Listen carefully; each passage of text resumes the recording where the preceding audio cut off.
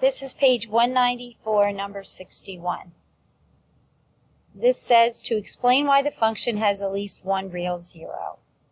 So what we want to do is talk about this in terms of its degree and its end behavior. So we have a degree of 7 right here. It's the highest exponent, so this is degree 7, which means it is an odd leading exponent, which means its end behavior is going to look like this. So it would be the limit as x approaches negative infinity of the function is going to negative infinity, and the limit as x approaches positive infinity of f of x goes to positive infinity. Now I can say that because the leading coefficient is positive. There's a plus sign in front of there. So if you think about what a typical odd function is, which is like a cubic function, so it looks like this, where that's our cubic function. So any odd function has the same end behavior. So this part is the limit as x approaches negative infinity, because this is going to be for smaller and smaller x's. The value of the function is getting smaller, and it continues to get smaller.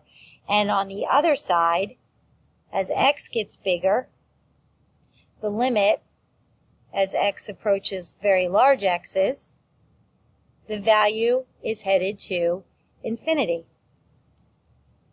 Let me write that a little better.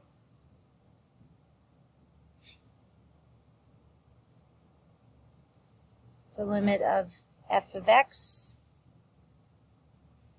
this is going to go to positive infinity. So why does it have to have at least one real zero? Because for very small x, if we have a negative y value here, so at this point where the circle is, we have negative y values.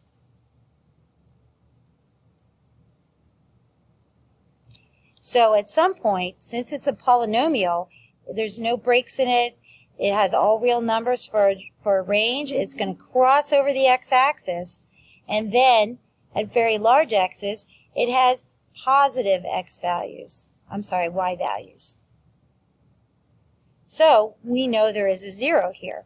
So how we would write this, our explanation would be this. Since the degree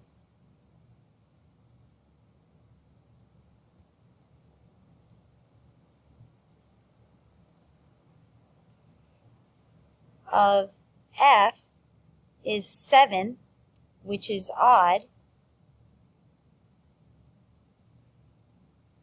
the end behavior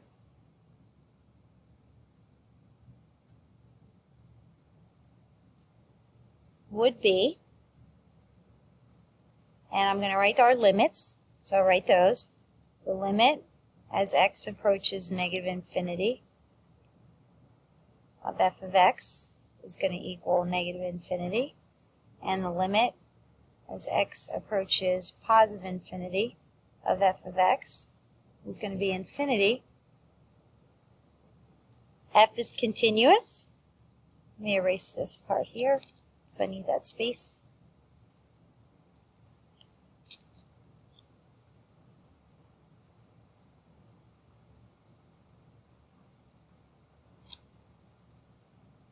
So f must cross the x-axis, which would be an x-intercept. Now this isn't telling us how many we have. We could have 1, we could have 3, we could have 5, or we could have 7.